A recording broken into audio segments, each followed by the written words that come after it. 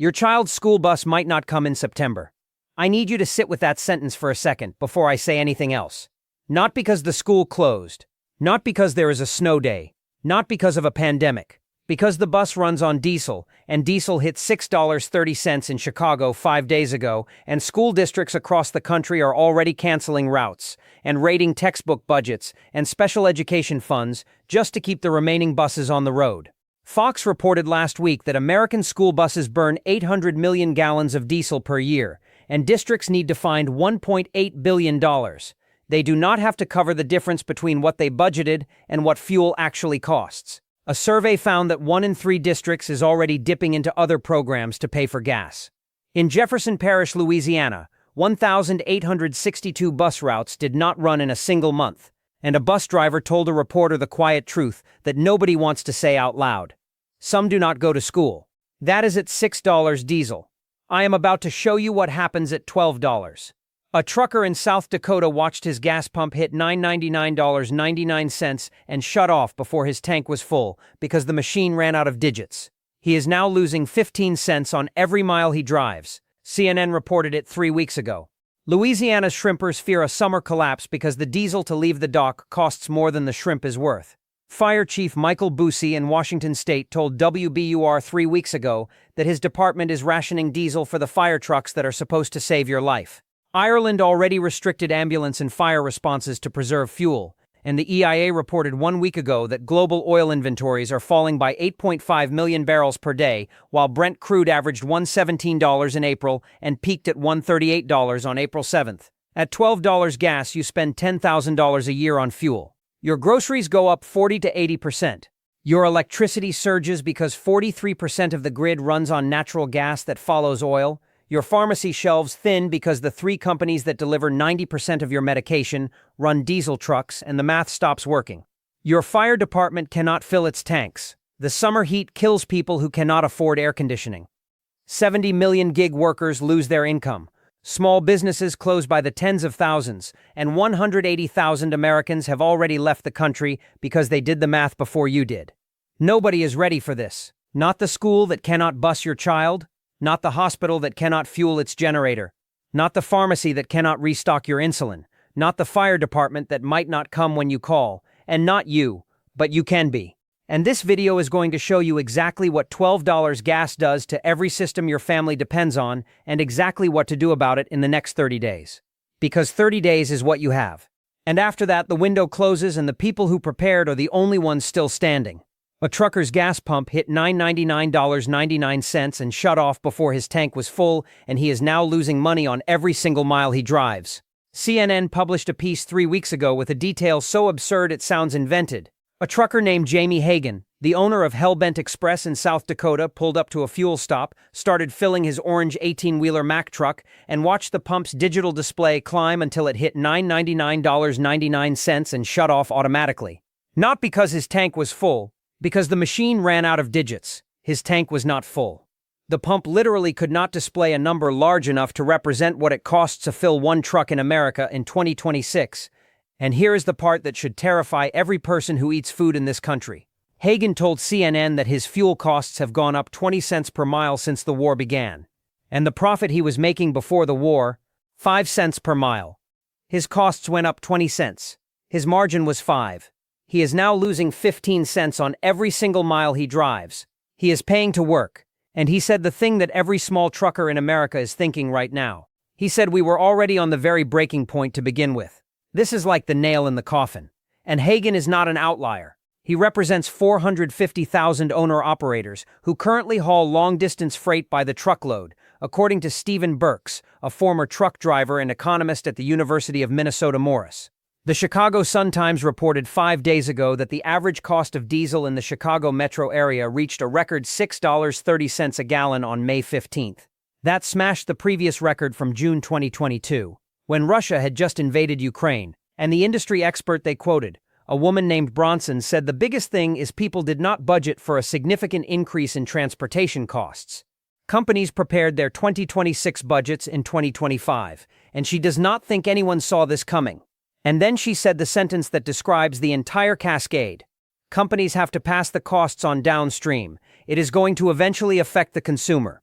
And Brookings published a comprehensive analysis 3 weeks ago, confirming that the average national price had surpassed $4 by the start of April, an increase of over $1 in just 1 month. They said there are simply too many households who use their cars every day for them to not notice when gasoline prices jump by over $1 per gallon in just a few weeks. And the EIA's latest short-term energy outlook, published 1 week ago, revealed that Brent crude reached a high of $138 per barrel on April 7th and averaged $117 for the month of April. And they expect global oil inventories to fall by 8.5 million barrels per day in the second quarter. 8.5 million barrels per day of inventory drawdown.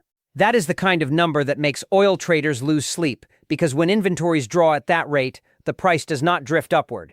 It spikes. And Fortune reported 6 days ago that Brent was trading at $104.68, a drop from its peak, but still roughly $40 higher than a year ago. The market is volatile. It dips when peace talks are mentioned, it surges when they fail. But the structural reality underneath the volatility is unchanged. The strait is closed, the supply is disrupted, the inventories are falling, and a trucker in South Dakota is watching his pump hit $999.99 while he loses money on every mile, at $12 gas, which corresponds to roughly $200 to $240 oil. The pump does not just hit its display limit. The trucking industry hits its survival limit. And when trucking hits its limit, everything that moves by truck stops. And in the United States, that is everything. Louisiana's fishing industry fears a summer collapse, and the shrimpers who feed the Gulf Coast are burning more in fuel than they earn in catch. Senate Democrats published a state-by-state impact assessment in April 2026, and buried inside it was a sentence that describes the first industry in America that is already functionally dead from fuel prices. Louisiana's fishing industry fears a summer collapse as fuel prices surge. Shrimpers. The people who go out on the water, catch the shrimp that ends up on your plate at every seafood restaurant from New Orleans to Atlanta, are looking at a summer where they cannot afford to leave the dock. A shrimp boat burns between 150 and 300 gallons of diesel per trip. At pre-war prices of $3.89 per gallon, that trip cost $580 to $1,170 in fuel alone. At $6 diesel, the same trip cost $900 to $1,800. At $12 diesel, which is where the math goes, if oil reaches $200 to $240, that trip costs $1,800 to $3,600. In fuel alone, before labor, before ice, before dock fees, before insurance, before maintenance, and a typical shrimp boat crew earns between $2,000 and $5,000 per trip depending on the catch. When your fuel cost exceeds your revenue, you do not shrimp. You stay tied to the dock. And that is happening right now. Not at $12 diesel. At $6 diesel. The shrimpers are already staying home because the math broke months ago. And Louisiana is not a small player in the American food system. The state produces roughly 100 million pounds of shrimp annually, making it the largest or second largest domestic shrimp producer depending on the year. And the ripple effect extends into every restaurant, every grocery store, every distributor, and every frozen food brand that depends on Gulf shrimp. When the boats stay at the dock, the supply disappears. And when the supply disappears, the price of what remains skyrockets. And the consumer who was already stretching to afford $12 a pound shrimp discovers it is now $18 or $22 or gone entirely because there is not enough to fill the demand. And this is not just about shrimp. Every fishing fleet in America operates on the same diesel math. The crab boats in Alaska, the lobster boats in Maine, the tuna boats off the Carolinas. The commercial fishing industry that provides fresh domestic seafood to 330 million Americans is entirely dependent on diesel. And the Senate Democrats' assessment also documented that farmers across Iowa, South Dakota, and Wisconsin are facing rising fuel and fertilizer costs that are threatening agricultural operations and driving up food prices nationwide. Alabama Extension at Auburn University warned farmers to be proactive in managing their input costs. Uber is rolling out emergency fuel discounts and higher earnings for gig workers through May 26th because the drivers who deliver your food and drive you to the airport are losing money on every trip, and truckers in Missouri are under severe pressure because diesel topped $5 there. The Senate's own document reads like a casualty list. Shrimpers, farmers, truckers, gig workers, each one a different industry, each one breaking at a different price point. And at $12 gas, every price point has been passed. Every industry is breaking simultaneously. And the question is not whether the American food system can survive $12 gas. The question is, what is left of it when $12 becomes the floor instead of the ceiling? And the Louisiana shrimper who cannot afford to leave the dock right now at $6, diesel is the leading indicator of what every food producer in this country faces at $12. If the people who catch, grow, harvest, and deliver your food cannot afford the fuel to do their jobs, the food does not arrive. And no amount of government subsidy can put shrimp on your plate when the boats that catch it are rusting at the dock because the diesel costs more than the shrimp is worth. Fire trucks are already running out of diesel, and the department that responds when your house burns down just had to cancel training because it cannot afford to fill its tanks. 3 weeks ago, WBUR's Here and Now program interviewed Michael Busey, the fire chief of Stevens County in Northwest Washington State, and what he described is something that should make every homeowner in America reconsider whether their tax dollars are actually protecting them. His department is rationing diesel. The fire trucks that are supposed to respond when your house is on fire, when your child has a medical emergency, when a car crashes on the highway outside your neighborhood, those trucks are being fueled less often because the budget cannot absorb diesel at $5.20 per gallon. And Stevens County is not a small jurisdiction. It covers 2,541 square miles. That is larger than the state of Delaware. And the department that covers it is making choices that should never have to be made. Which training exercises get canceled? Which trucks stay parked? Which calls get prioritized because there may not be enough fuel to respond to all of them? EMS 1, the largest emergency services publication in the country, published a separate report 3 weeks ago from rural Wyoming documenting the exact same crisis. Rising diesel prices, now averaging more than $5.20 per gallon, are adding further strain on rural districts that already operate with limited budgets. Salt Creek Emergency Services, staffed entirely by volunteers, provides coverage across a territory where a single response can burn 30 to 50 gallons of diesel round trip. At pre-war prices of $3.89, that response cost $117 to $195 in fuel. At $5.20, it costs $156 to $260. At $12, that single emergency response costs $360 to $600 in fuel alone. For a volunteer department that runs on donations and municipal grants. And this is not just a rural problem. Fire truck prices have doubled from roughly $500,000 to nearly $1 million, according to testimony presented at a congressional hearing. Investigate TV documented that a fire engine that cost $550,000 in 2022 cost $915,000 by December 2025, a 64% increase in 4 years. Ambulance prices have increased 337% in 13 years in some jurisdictions, with one Illinois city seeing an ambulance go from $148,000 to $500,000. Wait times for new apparatus have stretched from under a year to as long as 4 years. And the reason ties directly back to oil. Fire trucks and ambulances are built from steel, aluminum, and petroleum-derived components. They are transported on diesel trucks, they run on diesel, and when every input cost doubles, the cost of the vehicle doubles.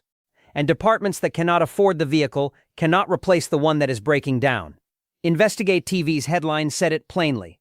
America is running out of fire trucks, and Ireland has already crossed the threshold that the United States is approaching.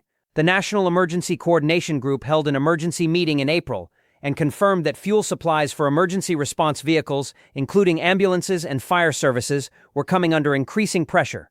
They announced that fire services would restrict non-essential activities including training and non-life-threatening call responses in order to preserve fuel. That is a developed European nation officially telling its citizens that the fire department may not come if the call is not life-threatening because there is not enough diesel to respond to everything. At $12 gas in the United States, that is not a foreign headline. That is your local fire department, making the same calculation for the first time in your lifetime. And when the fire truck does not come because the tank is empty, the C- infrastructure and the D+ energy grid, and the D+ levy system, and every other failing system that has been held together by emergency response suddenly has no backstop. The last line of defense runs out of fuel. And whatever happens next happens without anyone coming to help. At $12 gas, the summer heat wave that is coming becomes a mass casualty event because 40 million Americans cannot afford to run their air conditioning. Last summer was the hottest on record. The summer before that was the hottest on record at the time. And climate forecasters are already projecting that summer 2026 will continue the trend. NOAA's seasonal outlook indicates above-average temperatures across much of the continental United States through August. And in a normal year, that is a public health concern. In a year where gas is $12 a gallon, It is a death sentence for the people who cannot afford to cool their homes. Because air conditioning runs on electricity, and 43% of American electricity comes from natural gas, and natural gas follows oil. When oil is at $200 to $240 a barrel, which is what produces $12 gas, natural gas prices surge, and electricity prices surge with them. And the person who was already struggling to pay a $400 electric bill in San Diego while the utility company told her it was just normal, that person is now looking at a $600 to $800 bill. At $12 gas, the electricity to run an air conditioning unit in Phoenix or Houston or Atlanta during a heat wave could cost $40 to $60 per day for a standard residential unit.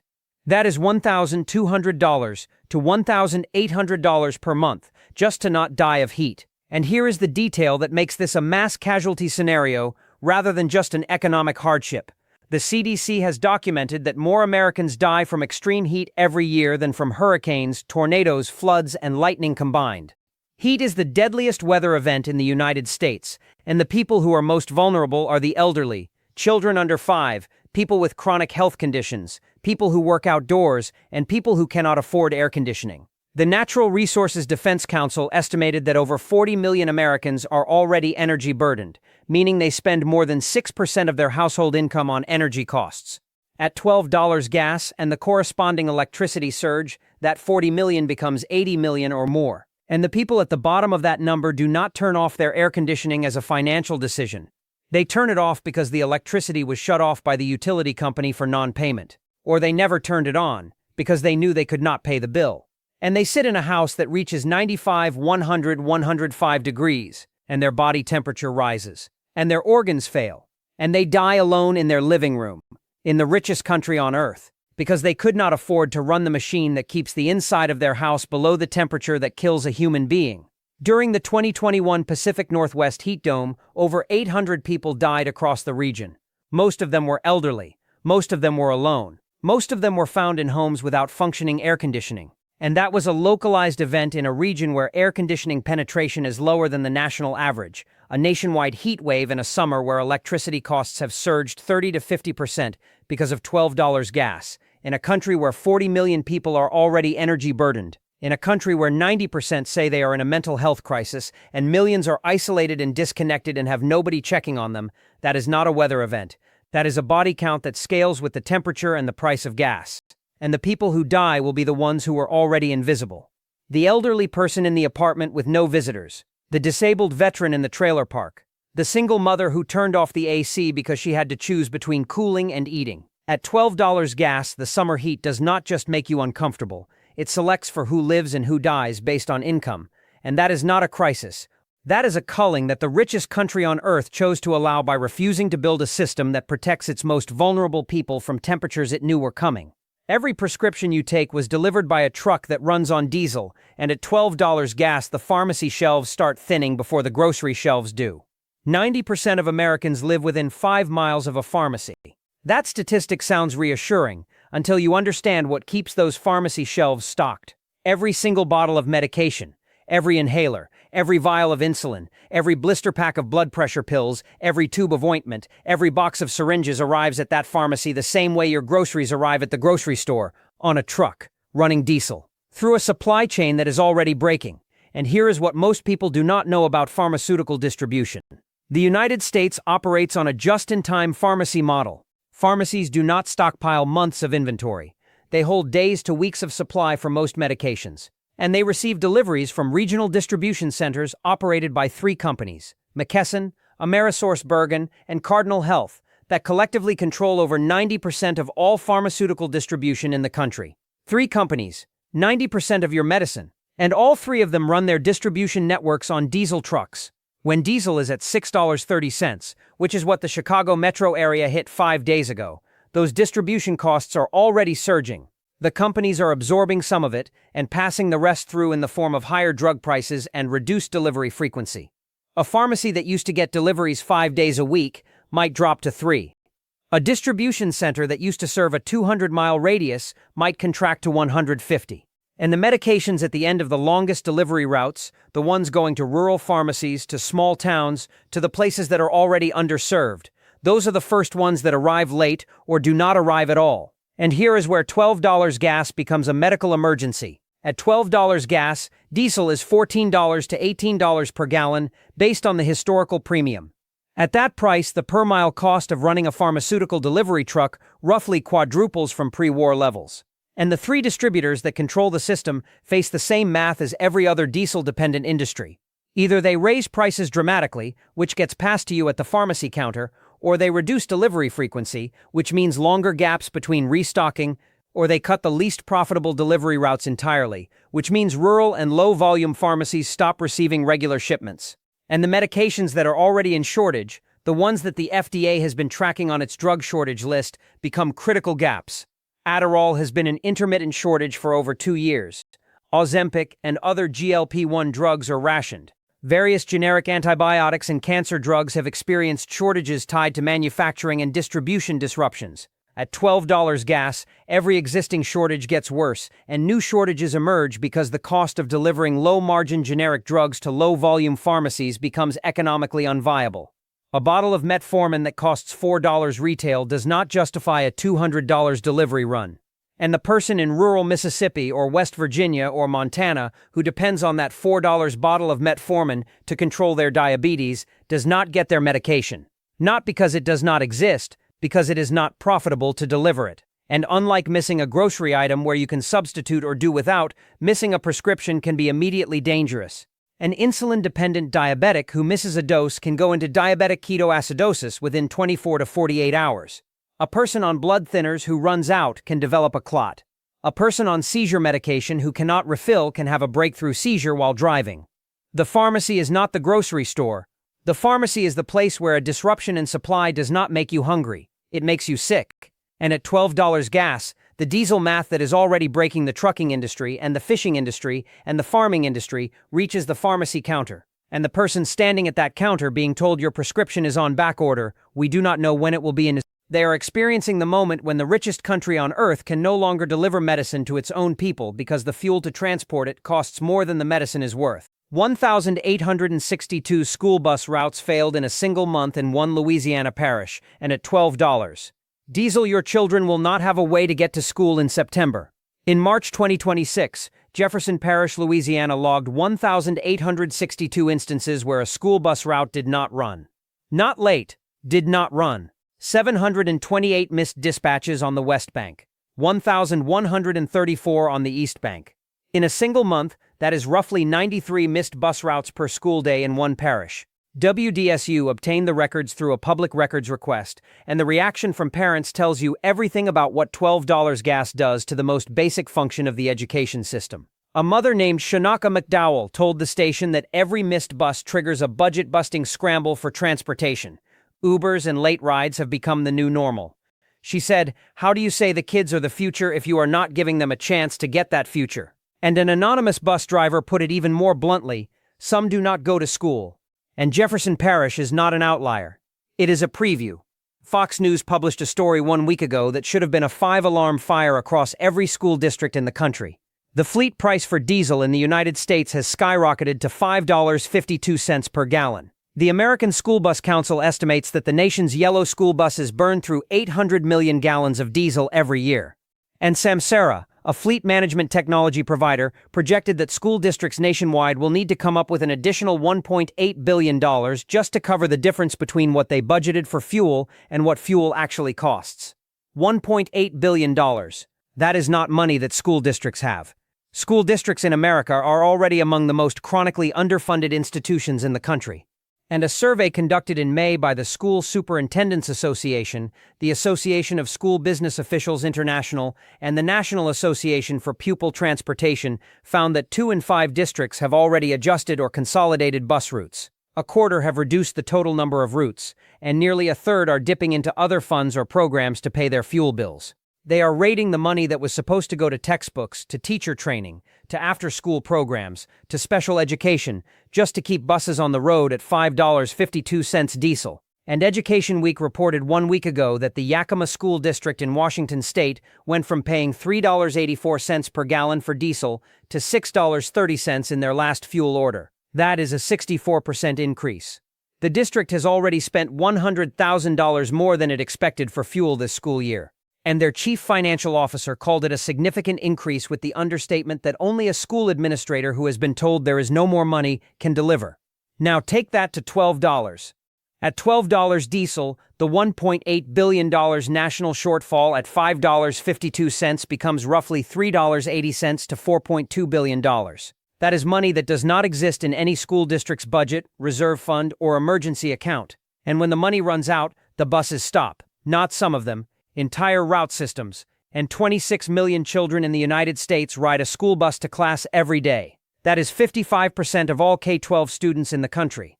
And the districts that serve the most bus-dependent students are the rural districts and the low-income urban districts where the families do not have a second car, do not have a stay-at-home parent, and cannot afford the $12 gas to drive their kids themselves. When the bus does not come, those children do not go to school, period.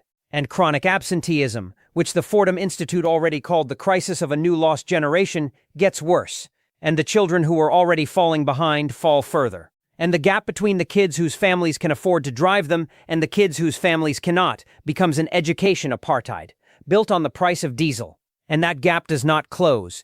It compounds, year after year, grade after grade, until the children who lost the bus in September of 2026 arrive at adulthood without the education they were promised because the country that promised it could not afford to fill a gas tank. Number 4, the gig economy that 70 million Americans depend on dies overnight at $12 gas because every DoorDash run and every Uber trip becomes a losing transaction.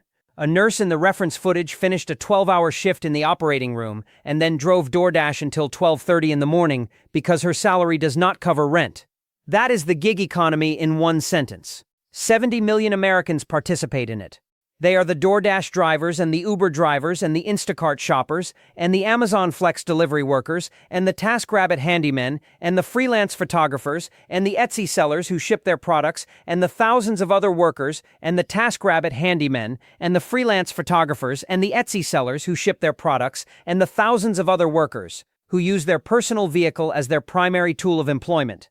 And every single one of them is running the same math in their head right now. At current gas prices of $4.55, a DoorDash driver who works an 8-hour shift and drives approximately 100 miles burns roughly 4 gallons of gas. At $4.55, that is $18.20 in fuel. The average DoorDash driver earns between $15 and $25 per hour before expenses, according to multiple driver surveys, which means a good 8-hour shift grosses $120 to $200. After fuel, that is $102 to $182. Tight but functional. At $12 gas, the same driver burns the same 4 gallons and spends $48 in fuel. Their net drops to $72 to $152. But fuel is not their only expense. Vehicle depreciation, insurance, maintenance, oil changes, tires, the IRS standard mileage deduction, which attempts to capture the full cost of operating a vehicle, is 70 cents per mile.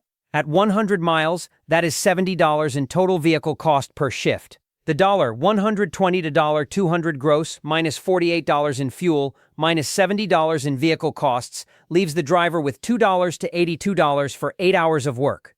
At the low end, that is 25 cents an hour. And Uber confirmed the crisis is already happening. The Senate Democrats' impact assessment documented that Uber rolled out expanded fuel discounts and higher earnings incentives for U.S. drivers and couriers through May 26, 2026. Uber does not hand out emergency incentives unless its driver supply is collapsing. And that was at $4.55 gas. At $12, the incentives would need to more than double just to keep drivers on the road. And Uber and DoorDash and Instacart are not going to absorb that cost. They are going to pass it through. The delivery fee on your DoorDash order that was $4.99 becomes $8.99 or $12.99. The Uber ride that was $15 becomes $28. The Instacart markup that was already 15 to 20% above store prices climbs to 30 or 40%. And the consumer who was using gig delivery because they could not afford the time or gas to go themselves discovers that delivery is now more expensive than the gas would have been.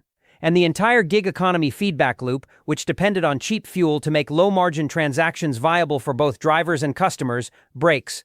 The drivers quit because the math is negative.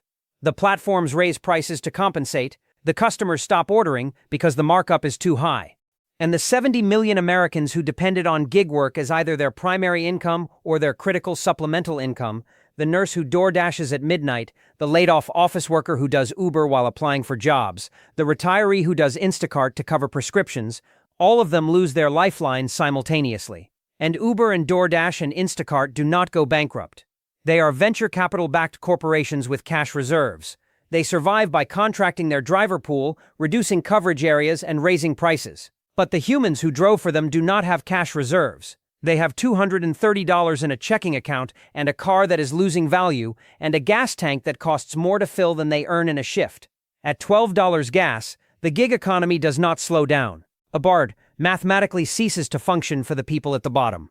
At $12 gas, the people who leave this country will not be immigrants. They will be Americans, and the exodus has already begun. 180,000 American citizens left the United States last year. That is not a talking point from a political commentator. That is data. And for the first time since the Great Depression, net migration went negative, meaning more people are leaving the country than entering it. And the destinations they are choosing tell you everything about what $12 gas accelerates. Portugal, Costa Rica, Mexico, Albania, Ecuador, Panama, Colombia, Thailand. Countries where the cost of living is a fraction of what it is in the United States, and where the crumbling infrastructure, the absurd healthcare costs, the unaffordable housing, and the social decay that Americans experience every day simply do not exist at the same scale. A woman in the reference footage's mother-in-law lives in Puerto Aventuras, Mexico. She described a life where food is fresh and affordable without having to seek out expensive organic labels, where healthcare is accessible without bankrupting you, where the monthly cost of existing does not consume every dollar you earn. And her mother-in-law, hearing that the family's weekly grocery bill in Charleston, South Carolina, exceeds $300, realized exactly why living in Mexico on a fixed-income retirement is working out. Because in Mexico, the system is not designed to extract every cent from you at every possible point of contact. And at current gas prices, the financial incentive to leave is already significant. A retired couple spending $6,000 a month to barely survive in Florida can live comfortably on $2,000 a month in Portugal, or $1,500 in Mexico, or $1,200 in Ecuador. That is not a lifestyle downgrade.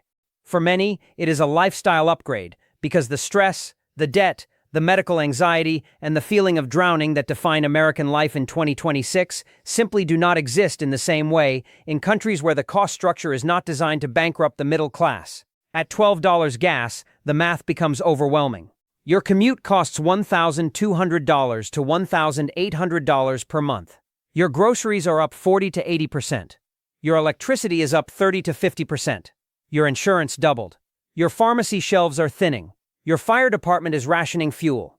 Your children's school bus might not come. And in Portugal, gas is $7 a gallon, but you do not need a car because the trains work and the cities are walkable, and the country was not designed around a highway system that assumed fuel would always be cheap. At $12 gas, the United States becomes economically irrational for anyone with the means and the flexibility to leave.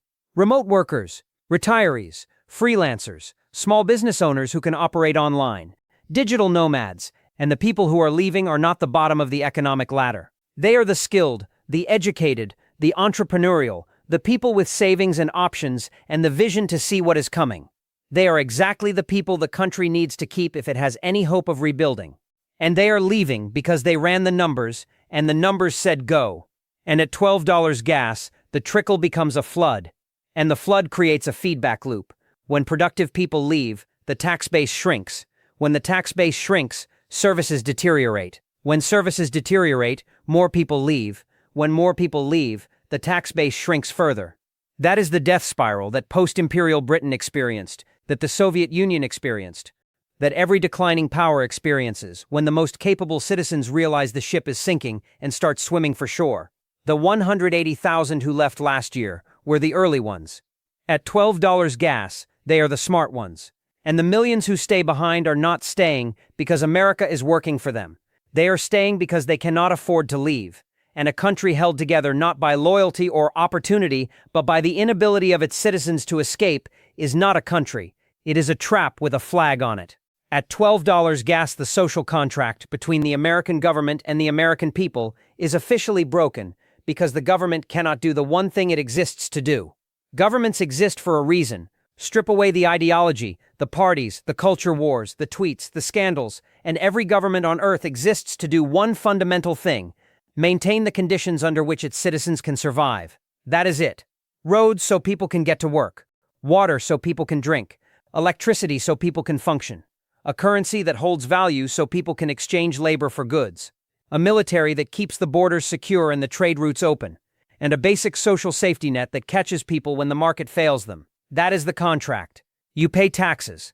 The government maintains the conditions under which you can live, and at $12 gas, the United States government cannot fulfill a single term of that contract. It cannot keep the roads functional because the municipalities that maintain them are funded by gas taxes and sales taxes that collapse when people stop driving and stop spending. It cannot keep the water flowing because the treatment plants that pressurize the system run on diesel generators that are competing for the same scarce fuel as hospitals and fire departments. It cannot keep the electricity affordable because 43% of the grid runs on natural gas that follows oil into the stratosphere. It cannot keep the currency stable because the dollar is losing reserve status and the Fed is frozen between inflation and recession. It cannot keep the trade routes open because it is spending $1 billion a day on a war that closed the most important one. And it cannot maintain the safety net because Social Security is insolvent in 6 years. SNAP has been cut, Medicaid is being slashed, and the agencies that track food insecurity and consumer protection have been gutted. Every term of the contract is in breach, and the American people can feel it. Trust in Congress is at 7%. Trust in the presidency is at historic lows. 79% say the country is falling apart. 88 million did not vote.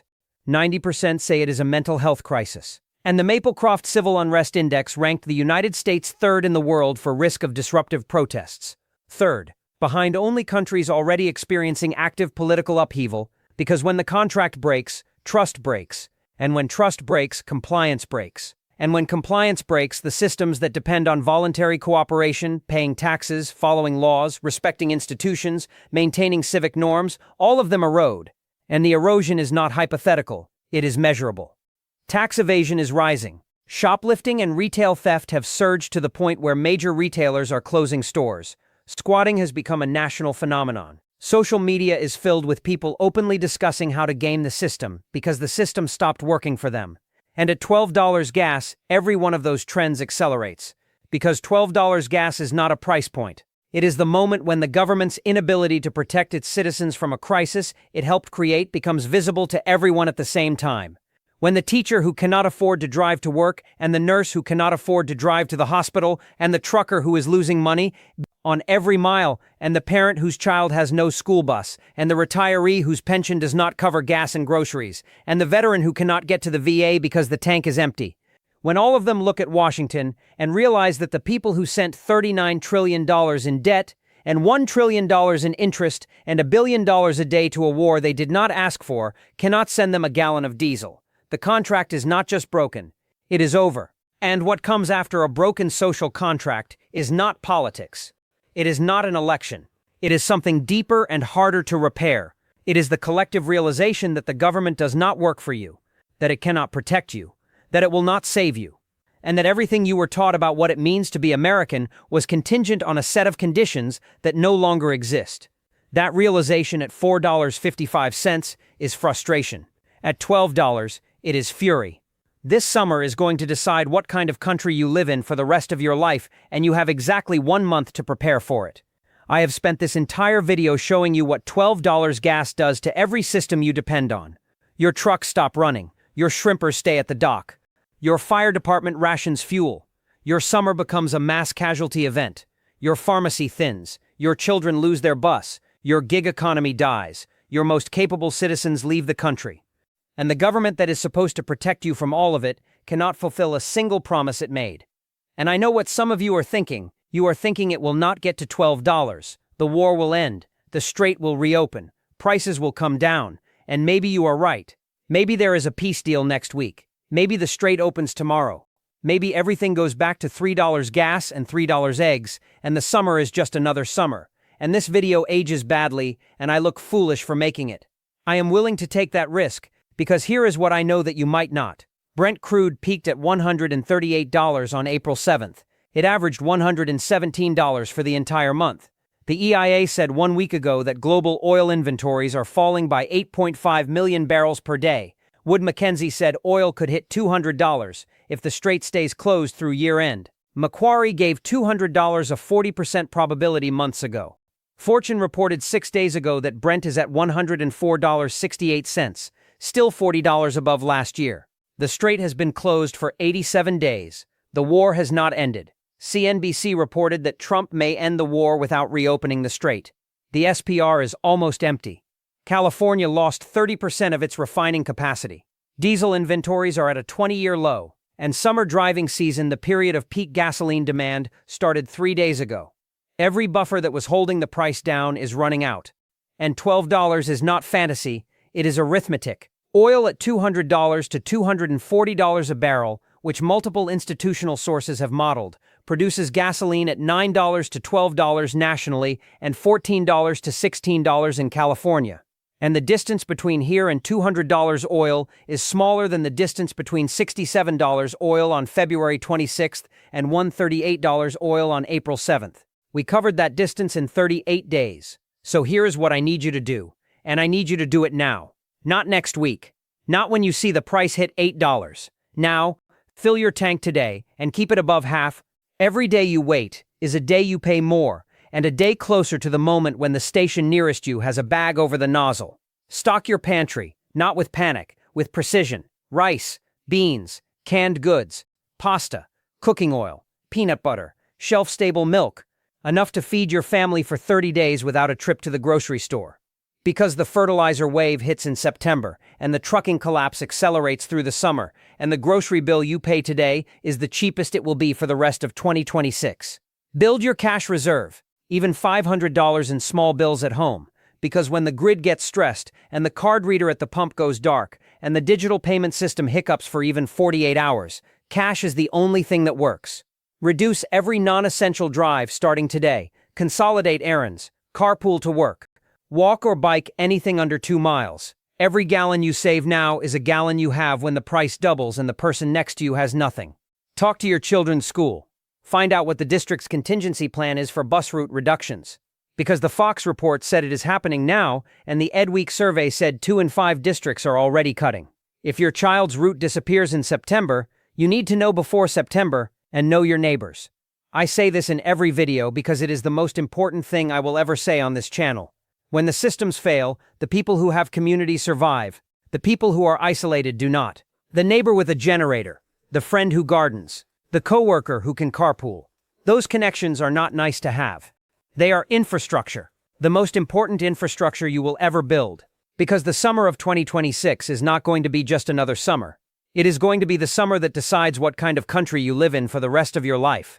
Whether it is a country that recovered, or a country that did not, and whether you are someone who was ready, or someone who was not. The choice is yours, and the window is 1 month. Use it.